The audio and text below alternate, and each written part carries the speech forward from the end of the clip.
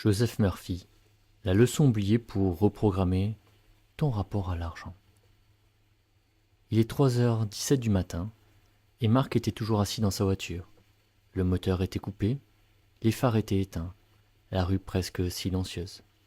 De temps en temps, une fenêtre s'allumait dans l'immeuble en face puis disparaissait quelques secondes plus tard, comme si quelqu'un s'était réveillé pour boire un verre d'eau avant de retourner dans un sommeil que Marc, lui, ne parvenait plus à retrouver. Sa main droite reposait sur la poignée de la portière. Il suffisait de tirer, de sortir, de traverser les quelques mètres qui le séparaient de l'entrée. Mais son corps refusait encore de bouger. Sur l'écran de son téléphone, un message était resté ouvert. Votre prélèvement a été rejeté. Il l'avait relu 6 fois.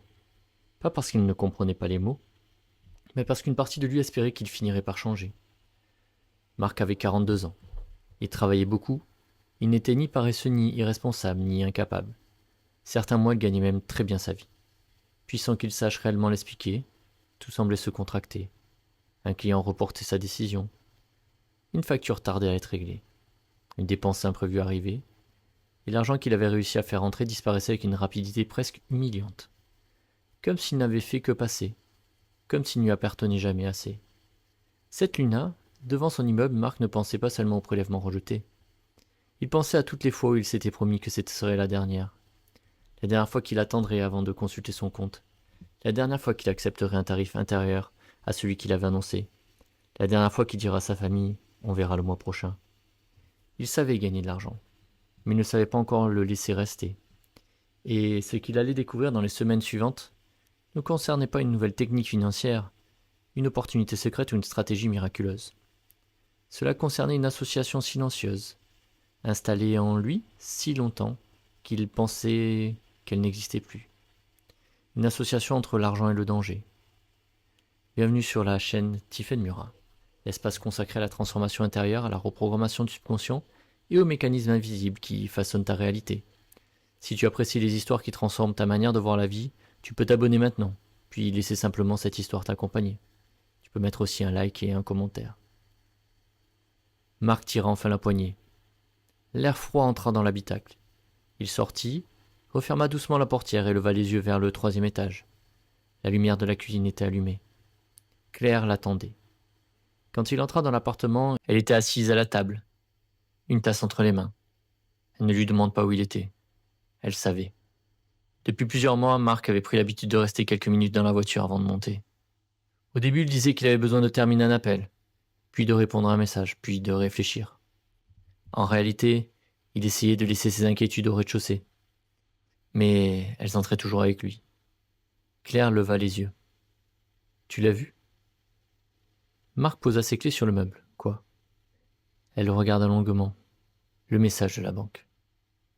Il retira sa veste sans répondre. « Ce n'est qu'un décalage, » finit-il par dire. « Le règlement de Delmas arrivera vendredi. »« Tu m'avais dit mercredi. » Ils ont repoussé. Claire baissa les yeux vers la table. Elle ne semblait pas en colère. C'était pire. Elle semblait fatiguée. « Marc, je ne te demande pas de tout contrôler. Je sais. Je te demande seulement de ne pas me dire que tout va bien quand tu sais que tout va si mal. » Il ouvrit la bouche, mais aucun mot ne sortit. Dans le couloir, une porte grinça. C'est leur fille, Louise, qui apparut en pyjama, les cheveux emmêlés. Elle avait 9 ans. « Pourquoi vous parlez d'argent la nuit ?» Claire se redressa. « On ne parlait pas d'argent, ma chérie. » Louise regarda son père. Les enfants savent reconnaître les mensonges qui cherchent à les protéger. « Est-ce qu'on est pauvre ?» Marc sentit quelque chose se fermer dans sa poitrine. « Non. » Répondit trop vite. Louise l'attendit. « Alors pourquoi tu dis toujours qu'on fera les choses plus tard, quand on aura de l'argent ?» Cette question ne contenait aucun reproche, seulement une logique d'enfant. Une logique impossible à détourner. Marc s'approcha d'elle. « Retourne te coucher, tout va bien. » Elle hocha la tête. Avant de repartir, elle demanda « Tu promets, hein ?» Il répondit oui, comme il avait répondu oui à tant de choses qu'il ne maîtrisait pas. Lorsqu'elle disparut dans le couloir, Claire murmura « Arrête de lui promettre que tout va bien. » Marc se retourna brusquement. « Tu voudrais que je lui dise quoi? Qu'un client me doit de l'argent? Que la banque rejette un prélèvement? Qu'on doit faire attention pendant quelques jours ?» Je voudrais que tu arrêtes de croire que reconnaître un problème signifie que tu as échoué. » Le silence tomba sur la cuisine. Marc détourna le regard. Cette phrase l'avait touché à un endroit qu'il protégeait depuis l'enfance. Il n'avait jamais eu peur du travail. Il avait peur d'être découvert. Découvert comme un homme qui faisait semblant de savoir. Découvert comme un père incapable de garantir l'avenir. Découvert comme quelqu'un qui pouvait gagner 5 000 € un mois et se retrouver à compter chaque dépense le mois suivant. Il quitta la cuisine. Je vais dormir. Mais il ne dormit pas. Allongé dans le noir, il regarda le plafond jusqu'au matin. À 6h30, lorsque le réveil sonna, une pensée traversa son esprit. Elle fut si rapide qu'il ne faillit ne pas la remarquer. Je vais encore devoir me battre. Ce n'est pas seulement une phrase, c'est une posture. Ses épaules s'étaient déjà contractées, sa mâchoire était serrée, sa respiration plus courte. La journée n'avait pas commencé, pourtant le corps se préparait à un combat. Marc se leva. Il consulta son compte bancaire avant même d'ouvrir les volets, puis ses emails, puis ses applications de facturation. Chaque écran devait lui donner une preuve que la situation pouvait s'améliorer. Chaque écran lui renvoyait l'absence de cette preuve. À 8h12, il reçut un message d'un prospect rencontré la semaine précédente. L'homme dirigeait une entreprise d'une trentaine de salariés. La mission pouvait présenter plusieurs semaines de travail. La mission pouvait être intéressante. Marc avait préparé une proposition à 1100 €. Il ne l'avait pas encore envoyée. Le message disait « Nous sommes intéressés. Pouvez-vous nous transmettre votre meilleure offre avant midi ?» Marc relut les mots. Une chaleur inconfortable apparut dans son ventre. Il ouvrit le devis, regardant le montant, puis remplaça 8100 par 6900. Il resta immobile. Personne ne lui avait demandé de baisser son prix. Il venait de négocier contre lui-même. Il essaya de remonter le montant, sa main resta suspendue au-dessus du clavier. Une voix intérieure lui soufflait. À 8100, ils vont refuser. Puis une autre. À 6900, tu as plus de chance. Et une troisième, plus discrète. Tu devrais déjà être reconnaissant qu'il pense à toi. Il envoyait le devis à 6900 €. Pendant quelques minutes, il ressentit un soulagement. Le soulagement de celui qui avait évité un risque. 1 heure plus tard, ce soulagement avait pris place à une sensation familière. Une colère dirigée contre lui-même. Marc connaissait ce scénario. Il annonçait un prix, il le trouvait juste. Puis à l'instant de se défendre, il imaginait le visage du client se fermer. Il imaginait le silence, le refus, le jugement. Alors il réduisait le montant avant que l'autre n'en ait eu l'idée. Quand la mission était acceptée, il travaillait avec une énergie fébrile, déterminé à prouver qu'il valait davantage que ce qu'il avait facturé. Il répondait tard, acceptait des demandes supplémentaires, ajoutait des heures. Puis il terminait épuisé, convaincu que gagner de l'argent exigeait toujours de donner un peu plus de lui-même qu'il ne pouvait raisonnablement supporter. Ce matin-là, le prospect répondit, 27 minutes après l'envoi. « Merci, offre validée. Nous pensions que le budget serait plus élevé. » Marc fixa cette dernière phrase. Nous pensions que le budget serait plus élevé. Il aurait pu sentir de la joie. La mission était signée. Il venait de faire entre 6900 € de chiffre d'affaires. Pourtant, il n'éprouvait qu'un étrange mélange de honte et de ressentiment. Il avait obtenu ce qu'il voulait, et il se sentait diminué. Pendant longtemps, Marc avait cru que son problème était à l'extérieur. Il pensait qu'il lui fallait plus de clients, plus de visibilité, une meilleure offre, un meilleur argumentaire, une organisation plus rigoureuse. Il achetait des formations, changeait ses outils, refaisait ses présentations, modifiait ses tarifs. Certaines stratégies fonctionnaient pendant un temps, mais chaque progression semblait réveiller une force contraire. Quand son activité accélérait, il acceptait trop de missions. Quand il gagnait davantage, il se précipitait sur des dépenses qu'il reportait depuis des mois. Quand une somme importante arrivait, il se détendait si complètement qu'il cessait presque de prospecter. Puis la peur revenait, et avec elle, l'urgence. Sa vie financière ressemblait à une sorte de personne qui avance sur une route en appuyant en alternative, sur l'accélérateur et sur le frein. Ne savait pas encore que les deux pieds lui appartenaient. 3 jours après, la nuit du prélèvement rejeté, Marc reçut un appel de sa mère. Son père était mort, 4 ans auparavant. Depuis, sa mère repoussait le moment de vider la pièce qui lui servait de bureau. « J'ai retrouvé plusieurs cartons avec ton nom, lui dit-elle. Des livres, des cahiers, des papiers. Tu veux venir les chercher ?» Marc faillit répondre qu'il n'avait pas le temps. C'était devenu sa réponse automatique devant tout ce qui n'avait pas de bénéfice immédiat. Puis il pensa à son père, à cette pièce restée fermée, au fait qu'il n'était pas entré depuis l'enterrement. Je passerai samedi.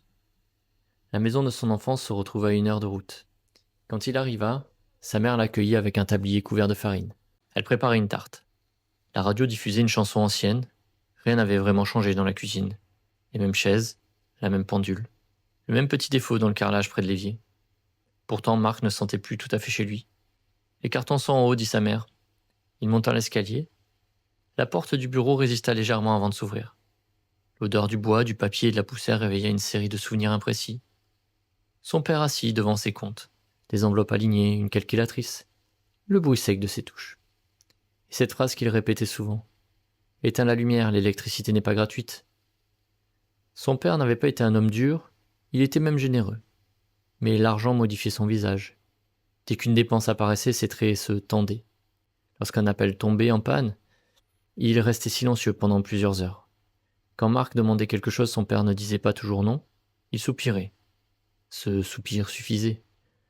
L'enfant comprenait qu'un désir avait un poids, qu'il coûtait quelque chose à quelqu'un, qu'il valait mieux ne pas demander trop souvent. Marc ouvrit le premier carton. Il trouva des livres de gestion, des romans policiers, plusieurs manuels de bricolage, et un petit ouvrage aux pages jaunies, consacré au pouvoir du subconscient. Le nom de Joseph Murphy apparaissait sur la couverture. Marc connaissait ce nom. Il avait déjà entendu parler de pensée positive, d'autosuggestion et d'imagination créatrice. Il feuilleta le livre sans grande conviction. Plusieurs passages avaient été soulignés au crayon. Entre 2 pages, une feuille pliée, en 4, était glissée. Marc la déplia. L'écriture était celle de son père. Il y avait une date vieille de presque 30 ans, puis quelques lignes. Je travaille pour que ma famille ne manque de rien. Pourtant, plus j'essaie de nous protéger, plus j'ai peur de perdre ce que nous avons. Je ne sais pas comment apprendre à mes enfants la prudence sans leur transmettre ma peur. Marc relut la phrase. Puis, une deuxième fois, il s'assit dans le fauteuil. Pendant toute son enfance, il avait cru que son père savait, qu'il maîtrisait, qu'il avait des réponses définitives sur le travail, l'argent et le monde. La feuille entre ses mains révélait un autre homme. Un homme qui avait vu sa propre peur. Un homme qui avait tenté de ne pas la transmettre. Un homme qui, malgré ses intentions, n'avait pas su comment faire. Marc entendit les pas de sa mère dans l'escalier. Elle entra avec 2 tasses de café. « Tu as trouvé quelque chose ?» Il lui tendit la feuille. Elle la lut. Son expression change à peine. « Tu savais ?» demande Marc. « Je savais qu'il avait peur. » « Peur de quoi ?» Elle posa une tasse sur le bureau, de revenir à la vie qu'il avait connue avant de te rencontrer. Marc attendit. Sa mère regarda la fenêtre. Quand ton père avait 26 ans, l'entreprise où il avait travaillé a fermé, du jour au lendemain. Nous venions de nous installer ensemble. Il n'y avait presque rien de côté. Pendant plusieurs mois, il faisait semblant de partir travailler le matin. Quoi ? Il ne voulait pas que ses parents sachent qu'il avait perdu son emploi. Alors il mettait sa veste, prenait sa voiture et passait ses journées à chercher du travail. Marc n'avait jamais entendu parler de cette histoire. Pourquoi il n'en a jamais parlé ? Parce qu'il avait honte. Elle marque une pause. Parce qu'il pensait qu'un père n'avait jamais montré qu'il avait peur. Marc baissa les yeux vers la feuille. Soudain, certains souvenirs changèrent de signification. Les enveloppes alignées, la calculatrice, les soupirs, les lumières éteintes. Son père n'avait pas seulement appris à économiser, il avait construit toute sa vie autour d'une promesse. Plus jamais ça. Et cette promesse avait contribué à agir même lorsque le danger avait disparu. Sa mère se dirigea vers la porte. « Garde le livre. Il le lisait souvent quand vous étiez petit. » « Et ça l'a aidé ?» Elle se tourna. « Je crois que cela l'a aidé à comprendre certaines choses. Mais il avait toujours peur. Comprendre une peur ne suffit pas toujours d'arrêter et de lui obéir. » Elle quitta la pièce. Marc resta seul et regarda de nouveau le livre. Cette fois, il ne chercha pas une formule destinée à tirer rapidement de l'argent. Il chercha autre chose. Il chercha ce que son père avait essayé de comprendre. Sur le chemin du retour, Marc plaça le livre sur le siège passager. À chaque virage, l'ouvrage glissait légèrement.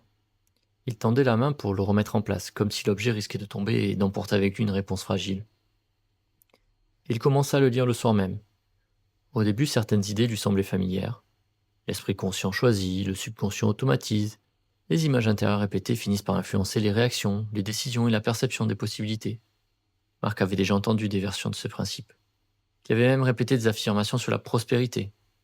Il avait dit « je mérite l'abondance »,« l'argent vient facile à moi »,« je suis ouvert à recevoir ».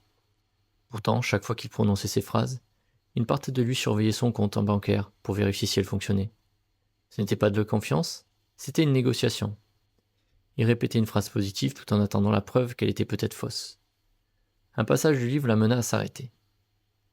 L'idée formulée ici, sans citation, était simple. Une pensée répétée mécaniquement ne transforme pas nécessairement une croyance lorsqu'une émotion contraire continue à être nourrie chaque jour. Marc posa l'ouvrage sur ses genoux. Il pensa à ses matins, à la banque consultée avant même de lever du soleil, à ses devis réduits, à sa manière de retenir la respiration lorsqu'un paiement tardait. Il disait vouloir l'abondance, mais il répétait la peur avec davantage d'intensité qu'il ne répétait la confiance. Pas seulement avec des mots, avec son corps, avec ses décisions, avec les scènes qu'il imaginait, avec les conversations qu'il anticipait, avec les catastrophes qu'il répétait intérieurement jusqu'à les ressentir comme déjà présentes. Il prit un cahier. Sur la première page, il écrivit « Qu'est-ce que je répète réellement à propos de l'argent ?» La réponse ne vint pas immédiatement. Il resta assis plusieurs minutes, puis il écrivit une deuxième phrase. « L'argent peut disparaître à tout moment. » Une deuxième. « Quand une somme arrive, il faut vite régler tout ce qui pourrait mal tourner. » Une troisième. « Si je facture trop cher, les gens découvriront que je ne vaux pas ce prix. » Une quatrième. « Gagner davantage signifie devoir travailler davantage. » Puis une cinquième. Il hésita avant de l'écrire. Un homme digne de confiance ne doit jamais avoir de problème d'argent. Marc posa son stylo. Cette dernière croyance ne concernait pas l'argent. Elle concernait son identité. Reconnaître une difficulté financière ne signifie pas seulement pour lui traverser une période inconfortable. Cela signifiait devenir un homme moins respectable, moins solide, moins rassurant, peut-être moins aimable. Il referma le cahier. La prise de conscience était intéressante. Mais le lendemain matin, il consulta encore son compte avant d'ouvrir les volets. Les vieilles habitudes ne disparaissent pas parce qu'elles ont été identifiées une fois. Elles ont été répétées trop longtemps. Elles connaissent le chemin les plus courts. Pendant les jours suivants, Marc transforma les idées découvertes dans un livre à un nouveau projet. Il créa une routine, 3 affirmations le matin, 3 le soir, une visualisation de 10 minutes, une liste de revenus souhaités, un tableau avec des objectifs. Il acheta même un nouveau carnet sur lequel il écrivit, en lettres dorées, « Nouvelle identité financière ».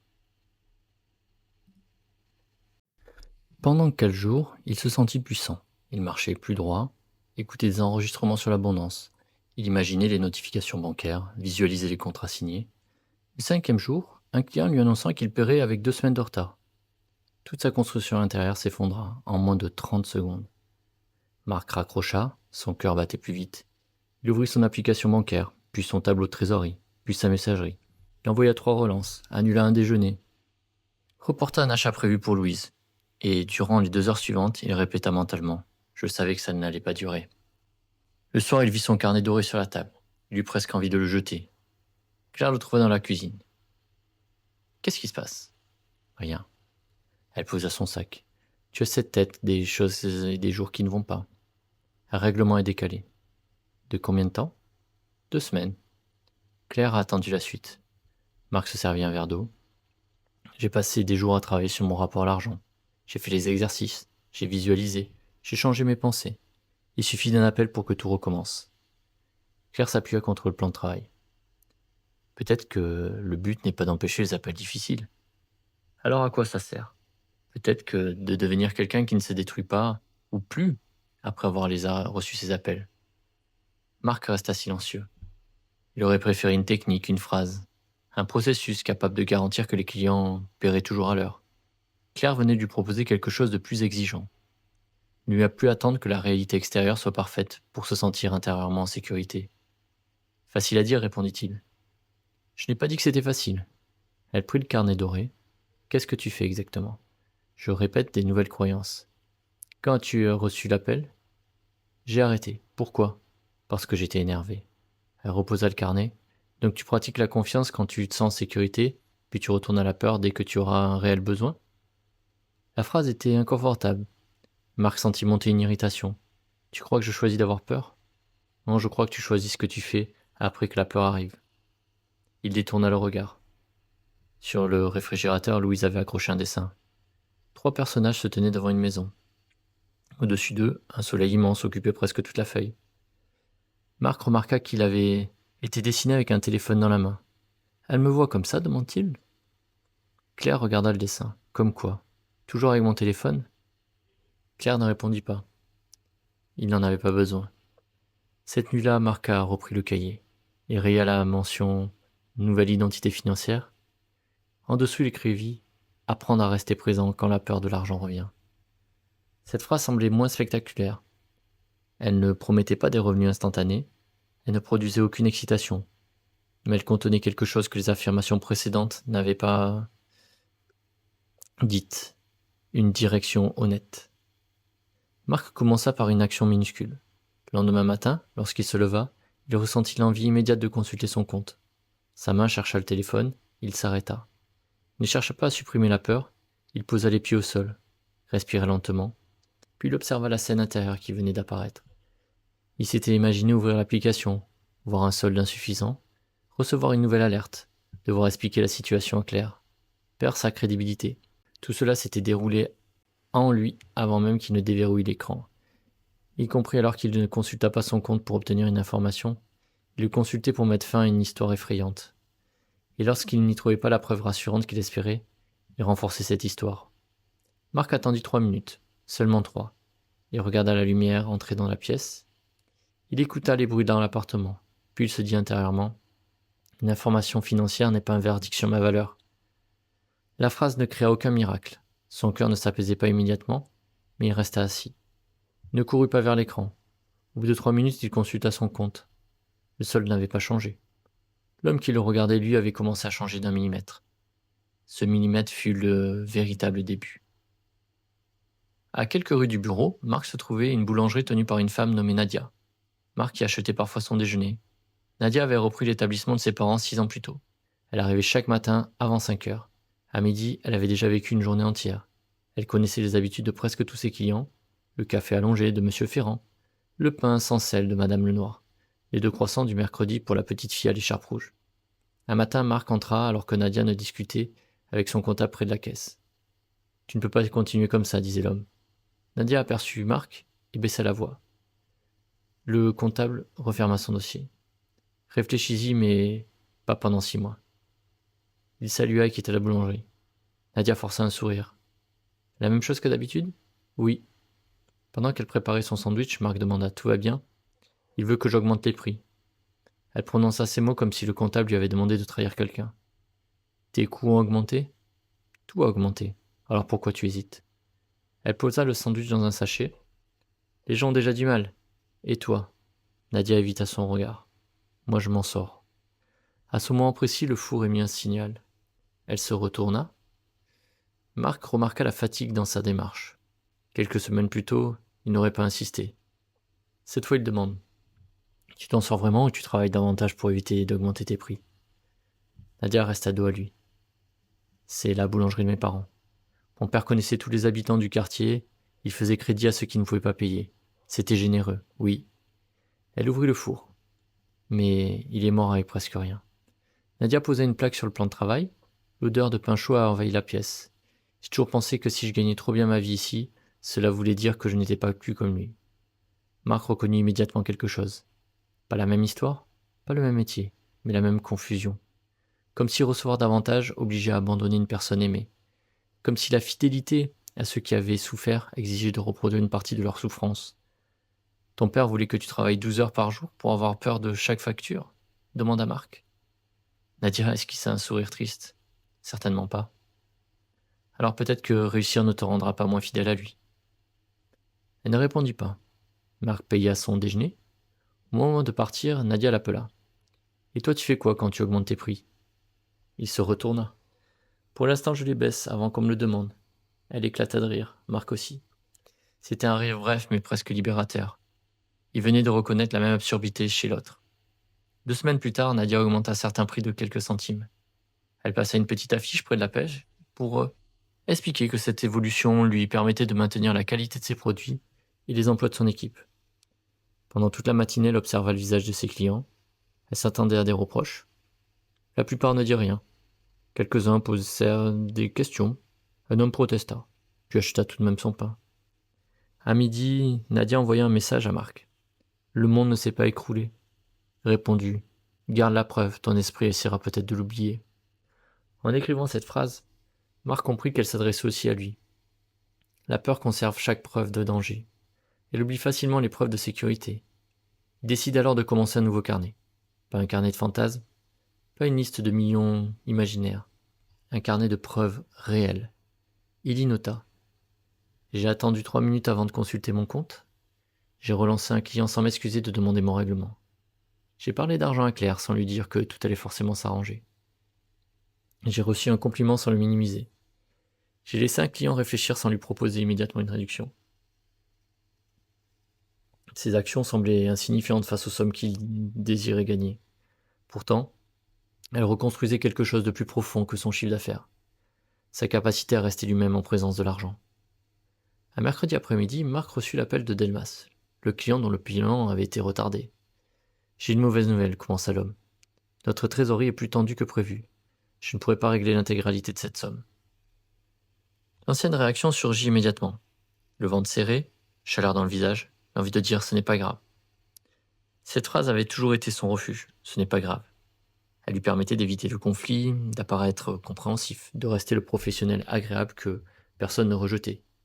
Mais ce jour-là, Marc ne prononça pas ces mots. Il inspira. « Quelle somme pouvez-vous déjà régler cette semaine ?» Delmas hésita. « La moitié. Et le solde. Dans 15 jours. » Marc ouvrit son agenda. « Je vous envoie un échéancier aujourd'hui. J'ai besoin que les 2 dates soient confirmées par écrit. » Un silence suivit. Marc sentit son cœur battre. Il imagina Delmas se vexer, mettre fin à la collaboration, parler de lui comme un prestataire rigide. « D'accord, répondit finalement le client, c'est normal. » C'est normal. 2 mots, ou plutôt 3. Rien de spectaculaire pour Marc. Ils eurent la force d'un événement. Ils avaient posé une limite, l'autre ne l'avait pas abandonné. Après appel, il resta quelques secondes immobile. Son corps attendait encore le danger. Il avait appris que poser une limite financière provoquait une rupture. Or rien ne s'est rompu. Il ouvrit son carnet. J'ai demandé un engagement précis, le client accepté. Puis il ajouta « La fermeté n'est pas une agression. » Ce soir-là, il raconta l'appel à Claire. « Tu étais comment ?» demande-t-elle. Terrifié. « Mais tu l'as fait ?» Oui. « Donc tu n'as pas besoin de ne plus avoir peur ?» Marc sourit. « Apparemment non. » Cette idée modifia progressivement sa pratique. Jusqu'alors, il essayait d'utiliser des principes du subconscient pour ne plus ressentir d'inconfort. Désormais, il les utilisait pour installer une réponse différente au milieu de cet inconfort.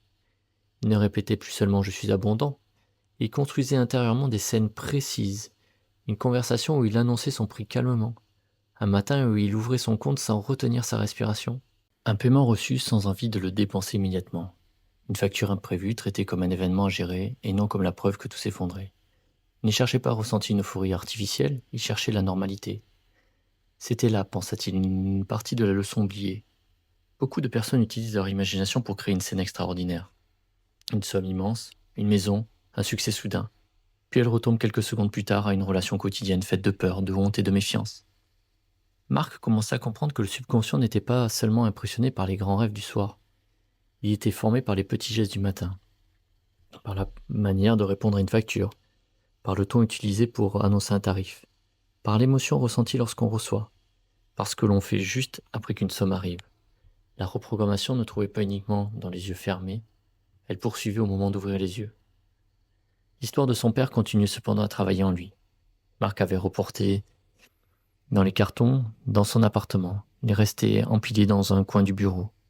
Un dimanche, Louise entra et commença à fouiller. « C'est quoi tout ça ?»« Des affaires de ton grand-père. » Elle trouva une vieille calculatrice. « Elle marche encore ?»« Je ne sais pas. » Elle appuya sur plusieurs touches. L'écran s'alluma. Louise sourit comme si elle venait découvrir un trésor. Marc l'observa. La calculatrice réveillait un souvenir. Il avait 11 ans. Son père était assis à la table de la cuisine, entouré de factures. Marc venait de recevoir une invitation. pour un voyage scolaire. 3 jours à la montagne. Il avait posé le document devant son père. Le prix était entouré en rouge. Son père avait regardé la feuille, puis la calculatrice, puis de nouveau la feuille. Il n'avait pas dit non, il avait simplement demandé « Tu veux vraiment y aller ?» Marc avait entendu une autre question. « Est-ce que ton désir mérite cette dépense ?» Il avait répondu « Pas spécialement ». Son père avait hoché la tête de soulagement. Marc n'était pas parti. Pendant des années, il avait oublié cette scène, ou plutôt il avait oublié l'émotion. Le petit renoncement silencieux. La satisfaction d'avoir allégé le poids de son père. L'impression d'être un bon fils parce qu'il ne demandait rien. Louise leva la calculatrice. « Je peux la garder ?» Marc revint au présent. « Oui. » « Elle appartient vraiment à papy ?» ?»« Oui. » Elle courut vers sa chambre. Marc resta seul devant les cartons. Une compréhension plus profonde apparut. Il ne s'était pas seulement habitué à manquer, il avait appris à associer le renoncement à l'amour. Ne pas demander rendait les autres plus calmes. Accepter moins éviter de créer des tensions. Réduire ses besoins faisait de lui quelqu'un de facile à aimer. Des années plus tard, lorsqu'il baissait un prix, il ne faisait pas qu'essayer de gagner un contrat. Il répétait le geste que l'enfant avait renoncé au voyage pour soulager son père. Il ferma les yeux. Pendant quelques instants, il revit la cuisine, la feuille, le cercle rouge autour du prix, la main de son père sur la calculatrice. Mais cette fois, il ne resta pas dans le souvenir tel qu'il s'était produit. Il imagina l'homme qu'il était devenu entrer dans la pièce. Il s'assoit près du garçon et lui dit « Désir, c'est pas un problème. » Il imagina l'enfant regarder son père, puis la feuille. « Tu peux aimer ta famille sans disparaître pour la rassurer. » Marc sentit sa gorge se serrer. Ce n'était qu'une scène intérieure, une reconstitution. Le passé n'allait pas changer. Pourtant, l'émotion liée au passé pouvait recevoir un nouveau sens. Il comprit que son subconscient ne faisait pas la différence entre certaines formes de protection et certaines formes d'auto-sabotage. Pour l'enfant, renoncer avait produit un soulagement. Le père s'était détendu, la tension avait disparu, le cerveau avait enregistré. Demander moins rétablit la sécurité. Cette stratégie avait été utile un jour. Elle était devenue coûteuse 30 ans plus tard. Marc prit une feuille. Il écrivit. « Je n'ai pas besoin de renoncer à moi pour protéger ceux que j'aime. » Puis il ajouta. « Recevoir davantage ne retire rien à mon père. » Il plaça la feuille dans le livre de Joseph Murphy, à côté de la note retrouvée. 2 générations se répondaient désormais entre les pages. Le père avait écrit qu'il ne voulait pas transmettre sa peur. Le fils venait de décider qu'il ne la transmettrait pas plus loin. La semaine suivante, Marc devait présenter une nouvelle proposition commerciale. Cette fois, le montant était de 12 000 €. Le travail était important. Plusieurs semaines d'accompagnement, des réunions, une préparation approfondie, le prix était cohérent. Marc le savait. Pourtant, la veille du rendez-vous, il ouvrit le document et contempla de nouveau le montant, pendant près de 10 minutes. 12 000. Et remplaça le chiffre par 9 100. Puis annula la modification. Puis écrivit 12 000. Puis revient à 12. Puis 11. La scène aurait pu durer toute la nuit. Il ferma l'ordinateur, se leva, marcha jusqu'à la fenêtre. L'ancienne croyance disait « À ce prix-là, ils vont te juger ». Il ne cherche pas à lui répondre par une affirmation grandiose. Il posait une question plus précise. Qu'est-ce qui serait dangereux s'il refusait ? La réponse immédiate fut « Je perdrai le contrat ». Il continua. Est-ce que cela signifie sur moi ? La réponse intérieure hésita, puis répondit. Que je me suis cru plus important que je ne le suis. Voilà le véritable danger, pas le refus, l'humiliation. La peur d'avoir osé occuper une place qui ne lui appartenait pas. Marc repensa la méthode qu'il construisait sans l'avoir réellement nommée. D'abord, voir la scène automatique, ensuite découvrir la signification cachée, puis créer une image intérieure plus sûre. Enfin, accomplir une action concrète cohérente avec cette nouvelle image. Il ferma les yeux. Il ne visualisa pas le client disant oui. Cela aurait transformé l'exercice en tentative de contrôle. Il s'imagina annoncer le prix, puis entendre. C'est trop élevé. Dans cette scène intérieure, il sentit la déception. Il respira et répondit. Je comprends. Voici ce qui justifie ce montant. Si ce budget n'est pas disponible, nous pouvons réduire le périmètre, mais pas maintenir le même travail en diminuant sa valeur. Il répéta la scène, pas pour forcer le résultat, pour apprendre à son système intérieur qu'un refus n'est pas une destruction. Puis il imagina une autre possibilité. Le client acceptait. Cette fois, Marc observa sa tendance à ajouter immédiatement quelque chose. Une prestation offerte, des heures supplémentaires, une garantie excessive, comme s'il fallait compenser la somme reçue. Dans sa nouvelle scène, il disait simplement « Merci pour votre confiance », puis il se taisait. Recevoir sans se justifier, recevoir sans rendre instantané davantage, recevoir sans courir. Cette partie était presque plus difficile que l'éventualité du refus. Le lendemain, Marc entra dans la salle de réunion avec le devis imprimé. 2 dirigeants l'attendaient. La présentation dura 40 minutes. Ils posèrent plusieurs questions. Marc répondit, puis vint le moment du prix. Il sentit sa gorge se serrer. Pour l'ensemble de l'accompagnement présenté, l'investissement est de 12 000 euros. Il ne parla pas tout de suite. 3 secondes passèrent, puis 4. L'un des dirigeants regarda l'autre. L'ancienne version de Marc aurait rempli ce silence. Elle aurait justifié, recalculé, proposé une réduction. Marc posa ses mains sur la table. Il laissa le silence exister. C'est au-dessus de ce que nous avions envisagé, dit finalement le premier dirigeant. La peur apparut.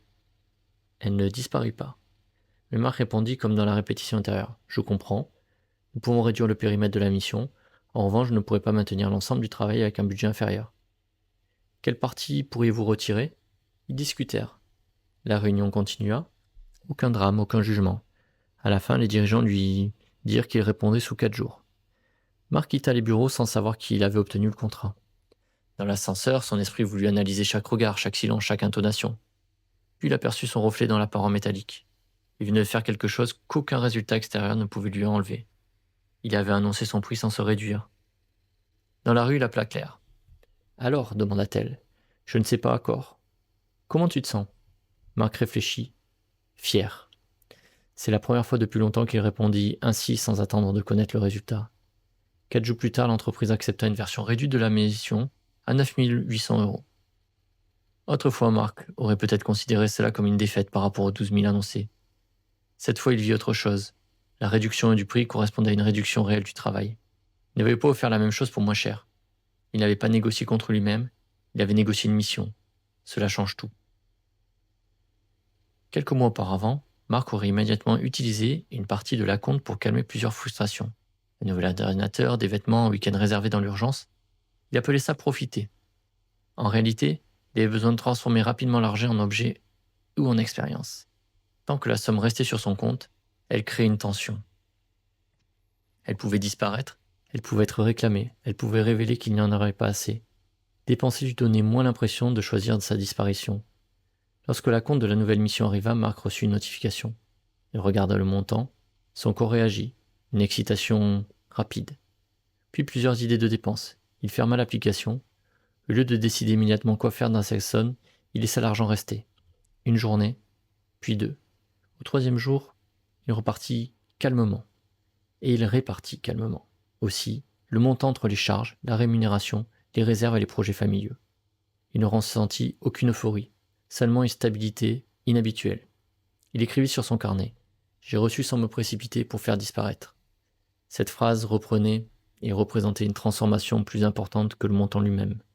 Recevoir n'était plus seulement faire entrer, c'était tolérer la présence. Quelques semaines plus tard, Marc accompagna sa mère chez un notaire pour régler une question liée à la succession de son père. Dans la salle d'attente, un homme âgé était assis près de la fenêtre. Il portait un costume sombre légèrement trop large. Ses mains reposaient sur une canne. La secrétaire annonça un retard. Marc commença à consulter son téléphone. L'homme âgé regarda l'écran puis lui demanda « Vous travaillez même chez le notaire ?» Marc sourit. « Mauvaise habitude, j'avais la même. » Ils parlèrent quelques minutes. L'homme s'appelait Pierre. Ils avaient dirigé un atelier de menuiserie pendant près de 40 ans. « Avez-vous vendu l'entreprise ?» demanda Marc. « Oui, à mon neveu. »« Vous devez être fier. » Pierre regarda ses mains. « Je le suis. » Il resta silencieux. « Je pensais qu'une fois l'entreprise vendue, je profiterais davantage. Je voulais voyager avec ma femme. Vous ne l'avez pas fait ? Toujours une bonne raison d'attendre. Les prix, la santé, les travaux, les marchés qui baissent, les marchés qui montent. Il eut un sourire sans joie. Ma femme est morte l'année dernière. Marc ne sut pas à quoi répondre. Pierre regarda la pluie derrière les fenêtres. J'ai passé ma vie à accumuler pour être libre. Puis j'ai continué à avoir peur de dépenser comme si la liberté avait commencé après une somme supplémentaire. Vous regrettiez d'avoir trop économisé ? Non, je regrette d'avoir cru que la sécurité était un endroit où j'allais finir par arriver. La secrétaire appela son nom. Pierre se leva lentement. Avant de partir, ajouta « L'argent peut préparer un voyage. Il ne choisira jamais la date à votre place. » Marc regarda l'homme disparaître dans le couloir. Cette conversation resta en lui. Il existait plusieurs manières de repousser l'argent. Le dépenser aussitôt, refuser de le recevoir, se sous-facturer, mais aussi l'accumuler sans jamais se permettre de vivre. Dans tous les cas, la peur restait au centre. La somme pouvait soulager, la permission intérieure, elle, demeurait absente. Marc pensa au voyage scolaire abandonné, puis à Louise. Quelques mois plus tôt, elle avait parlé d'un week-end au bord de la mer. Il avait répondu on verra plus tard. Ce soir-là, il consulta leur budget. Il ne réserva pas un séjour luxueux. Il ne dépensa pas pour prouver qu'il avait changé.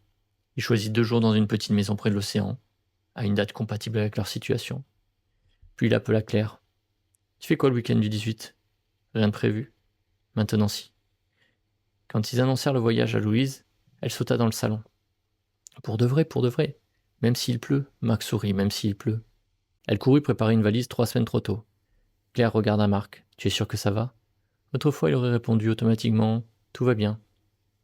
Cette fois-ci, il dit tout n'est pas parfait, mais ce voyage entre dans notre budget. Et je ne veux plus attendre une vie sans aucune incertitude pour commencer à la vivre. Claire posa sa tête contre son épaule et restèrent quelques instants sans parler. La sécurité n'avait pas pris la forme d'un compte bancaire illimité, elle avait pris la forme d'une décision consciente. Marc continua à lire les pages soulignées par son père. Il découvrit moins une succession de formules qu'une question persistance. Quelle réalité intérieure abattu jusqu'à la considérer comme naturelle. Chez Marc, le manque n'avait pas toujours signifié l'absence totale d'argent, il signifiait l'absence de la prochaine menace. Même dans les bons mois, il se préparait à la chute. Même lorsqu'un client signait, il anticipait son départ. Même lorsqu'une somme arrivait, il imaginait déjà qu'elle devait partir. Son rapport à l'argent n'était pas organisé autour de la possession, il était organisé autour de la perte. La leçon oubliée n'est donc pas de penser plus souvent à l'argent. Marc y pensait déjà constamment. Elle consistait à cesser de répéter intérieurement la même relation de danger. Il avait longtemps cru dans cette croyance, et il a essayé de la changer avec la réciprocité. J'ai peur de manquer devenait je suis riche, mais l'écart entre les deux phrases était parfois si vaste que son esprit rejetait la seconde. Alors il choisit des pensées plus habitables. Je peux regarder ma situation sans me juger. Je peux demander ce qui m'est dû sans culpabilité. Je peux annoncer un prix et laisser l'autre décider. Je peux recevoir sans compenser immédiatement. Je peux conserver de l'argent sans attendre sa disparition. Je peux prendre une décision financière depuis le calme plutôt que depuis l'urgence. Ces phrases n'étaient pas des promesses magiques. Elles décrivaient des capacités, et chaque capacité pouvait être entraînée. Marc les répétait parfois le soir, mais surtout il cherchait une occasion de les incarner le lendemain. Lorsqu'il disait « je peux annoncer un prix », il envoyait le devis. Lorsqu'il disait « je peux regarder ma situation », il ouvrit ses comptes à une heure choisie avec un cahier au lieu de les consulter compulsivement 20 fois par jour. Lorsqu'il disait « je peux recevoir », il laissait un compliment, un paiement ou une aide entrer dans sa vie sans le minimiser. Lorsqu'il disait « je peux rester calme », il ne prétendait plus ressentir de tension. Il attendait simplement quelques minutes avant d'agir. Peu à peu, son système intérieur découvrit une nouvelle expérience. Un inconfort pouvait apparaître sans commander immédiatement une décision. Une peur pouvait être présente sans devenir une prédiction. Un retard pouvait être traité sans annoncer une catastrophe. Un refus pouvait blesser sans remettre en cause toute sa valeur. L'argent perdait son pouvoir de tribunal. Il redevenait une information, un échange, une ressource, une responsabilité. Un vendredi matin, la banque appela. Marc reconnut le numéro. Pendant une fraction de seconde, il revit la nuit dans la voiture. Le prélèvement rejeté, la cuisine éclairée, Louise demanda s'ils étaient encore pauvres. Son corps se contracta. Il décrocha. Monsieur Marc Delcourt. Oui. Je vous appelle au sujet de votre compte professionnel. La voix était neutre. Marc s'assit. Je vous écoute. Nous avons constaté plusieurs variations importantes ces derniers mois. Je souhaiterais faire un point avec vous sur vos besoins de trésorerie et les solutions possibles. Autrefois, Marc aurait entendu une accusation. Vous gérez mal. Vous n'êtes pas fiable. Nous avons un découvert de qui vous êtes. Cette fois, il entendit les mots réellement prononcés. Faire un point, besoin de trésorerie, solution possible. Très bien, répondit-il. Je peux vous transmettre mes prévisions et mes échéances. J'aimerais également discuter d'un cadre plus adapté à l'irrégularité de mon activité. Le conseiller proposa un rendez-vous. Marc nota la date. Après l'appel, il observa ses mains. Elles tremblaient légèrement. Il ne se moqua pas du même. Il ne se dit pas qu'après tout le travail accompli, il ne devait plus ressentir cela. Posa les mains sur son bureau, respira, puis ouvrit son carnet. Même scène, nouvelle réponse. La confrontation finale n'avait pas pris la forme d'un constat ou d'un contrat gigantesque ou d'un gain inattendu. Elle avait pris la forme d'un appel bancaire. Le même symbole qui, quelques semaines plus tôt, l'avait laissé paralysé dans une voiture. Cette fois, Marc n'avait ni fui, ni menti, ni prétendu que tout allait bien. Il allait participer à la conversation. La peur s'était présentée. Elle n'avait pas conduit. Lors du rendez-vous, Marc apporta ses chiffres, pas seulement ceux qui les mettaient en valeur, tous les chiffres, les mois solides, les périodes plus fragiles, les règlements d'attente, les engagements. Il parla clairement. Le conseiller lui proposa plusieurs ajustements. Tout ne fut pas accepté. Certaines solutions avaient un coût trop élevé. D'autres ne correspondaient pas à son activité. Marc posa des questions, refusa ce qui ne lui convenait pas, accepta un cadre plus prévisible pour certains paiements. En sortant, il ne se sentait pas plus riche, il se sentait adulte. Cette nuance était immense. Pendant des années, il avait attendu que l'argent le rassure comme un parent rassure un enfant. Il voulait qu'un montant lui dise « Maintenant rien de mauvais ne peut arriver ». Aucun montant ne pouvait tenir cette promesse. La véritable transformation consistait à devenir une personne capable de se dire « Quoi qu'il arrive, je ne m'abandonnerai pas. Je regarderai, je déciderai. Je demanderai de l'aide si nécessaire. Je ne réduirai plus ma valeur pour obtenir un soulagement immédiat. » L'argent ne devait plus supprimer toute incertitude. Il devait être utilisé avec conscience à l'intérieur d'une vie qui resterait par nature incertaine.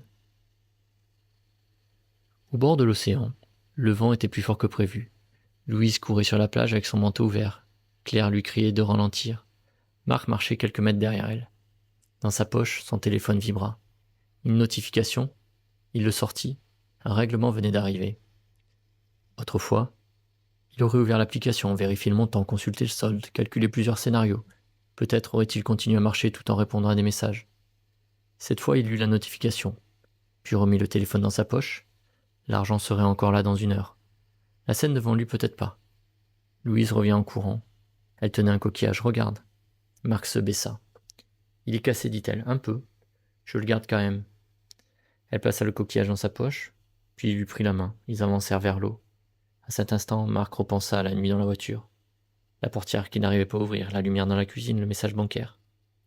Il comprit qu'il avait passé une partie de sa vie à attendre que la peur disparaisse avant de sortir, avant d'annoncer un prix, avant de demander, avant de recevoir, avant de vivre. Mais la peur ne disparaît pas toujours avant l'action. Parfois elle s'affaiblissait parce que l'action avait été accomplie. Peut-être reconnais-tu une partie de toi dans l'histoire de Marc. Peut-être que ton problème n'est pas seulement la quantité d'argent présente aujourd'hui. Peut-être que chaque sonne réveille en toi une histoire. L'histoire de ce qui pourrait disparaître, de ce que les autres pourraient penser, de la personne que tu devrais devenir pour mériter davantage. Peut-être que tu demandes-tu moins avant que quelqu'un te puisse te dire non. Peut-être dépenses-tu rapidement parce que le conserver te met mal à l'aise. Peut-être refuses-tu une occasion sous prétexte qu'elle demande trop de responsabilités. Peut-être travailles-tu excessivement avant de compenser tout ce que tu reçois. Peut-être encore, accumules-tu sans jamais t'autoriser à profiter, en attendant une sécurité définitive qui recalcule à mesure que tu avances. Tu n'as pas besoin de résoudre tout cela aujourd'hui. Tu n'as pas besoin de répéter 100 phrases. Tu n'as pas besoin de prétendre que la peur n'existe plus. Dans les prochaines 24 heures, prends une décision. Une décision qui montrera à ton esprit que tu n'es plus obligé d'obéir automatiquement à ton ancienne relation à l'argent. Cela peut être envoyer une facture que tu retardes, regarder tes comptes sans t'insulter, annoncer ton véritable prix, demander un échéancier au lieu de fuir, conserver une somme pendant 24 heures avant de décider quoi en faire, accepter un compliment sans répondre que ce n'était rien, refuser une réduction qui te ferait travailler avec ressentiment, choisir une seule scène, puis avant de vivre, ferme les yeux quelques instants. Ne cherche pas à imaginer un résultat parfait. Imagine-toi rester présent. Imagine ta respiration, ta posture, le ton de ta voix. Imagine la peur sans prendre toutes les décisions à ta place. Imagine-toi dire qui doit être dit. Faire ce qui doit être fait, puis rester fidèle à toi-même, quelle que soit la réponse immédiate. Tu ne sais pas de convaincre l'univers que tu mérites de l'argent. Tu apprends à ne plus te quitter lorsque l'argent devient un sujet. Tu apprends à recevoir sans te contracter, à demander sans te diminuer, à conserver sans attendre la perte, à dépenser sans chercher un soulagement émotionnel, à regarder la réalité sans la transformer en verdict.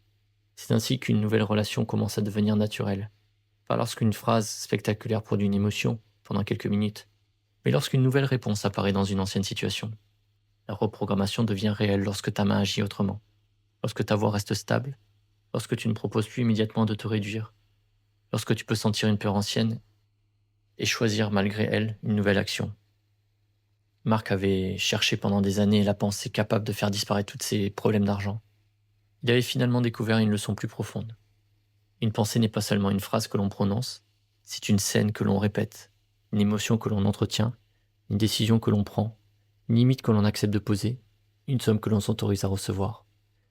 Joseph Murphy a consacré une grande partie de son travail au mécanisme par lequel les impressions répétées façonnent les automatismes du subconscient. L'idée n'est pas de réduire, ou de réduire simplement une formule, penser positivement et l'argent arrivera. La leçon oubliée va plus loin. Tu peux prononcer le mot abondance tout en évitant intérieurement et en ressentant de l'attente, de la perte. Tu peux visualiser la recherche tout en réduisant ta valeur dès qu'une occasion réelle apparaît. Tu peux demander davantage tout en associant inconsciemment le fait de recevoir à la culpabilité, au danger ou au rejet. La transformation commence lorsque ton désir conscient et ta sécurité intérieure cessent de se contredire. Quand recevoir devient moins menaçant, quand garder devient moins inconfortable, quand demander devient moins honteux, quand un refus cesse d'être une condamnation, quand l'argent ne décide plus de la valeur de la personne que tu vois dans le miroir. La dernière page du carnet de Marc ne contenait pas un objectif financier. Elle contenait une phrase. L'argent peut entrer dans ma vie sans que j'aie besoin de me perdre pour l'obtenir. En dessous, il avait ajouté « Et s'il repart un jour, je resterai présent pour décider de la suite. » Il ne promettait plus que tout irait toujours bien. Il se promettait de ne plus détourner le regard. C'est moins spectaculaire, c'est infiniment plus solide. Un soir, en rangeant son bureau, Marc reprit le livre retrouvé chez sa mère. La feuille de son père se trouvait toujours entre les pages. Je ne sais pas comment apprendre à mes enfants la prudence sans leur transmettre ma peur. Marc prit un stylo. Sous les mots de son père, il écrit « Tu n'as pas réussi à tout empêcher, mais tu m'as laissé assez de traces pour comprendre. Je vais apprendre à Louise que l'argent mérite de l'attention, pas de la terreur. » Il replia la feuille, referma le livre, puis éteignit la lumière. Pas pour économiser quelques centimes, simplement parce qu'il quittait la pièce. Dans le couloir, Louise l'appela. « Papa, tu viens voir mon dessin ? J'arrive. » Il ne dit pas plus tard. Il ne regarda pas son téléphone, il entra dans sa chambre. Sur la feuille, Louise avait dessiné 3 personnages devant une maison. Le même grand soleil occupait la haute de la page, mais cette fois les 3 personnages, qui représentaient son père, n'avaient rien dans la main. Tu viens de découvrir que ton rapport à l'argent n'est pas uniquement façonné par ce que tu désires consciemment, mais aussi parce que ton ancienne identité considère encore comme sûr, acceptable et dangereux. Pourtant, une question reste ouverte. Que se passe-t-il lorsque tu commences réellement à changer, que de nouvelles possibilités apparaissent, mais qu'une partie de toi tente de te ramener vers ton ancien niveau de vie, de confiance ou de réussite ? Abonne-toi à la chaîne si tu veux transformer tout ceci, et souviens-toi, ta vie commence à changer lorsque tu désires ne te semble plus intérieurement dangereux.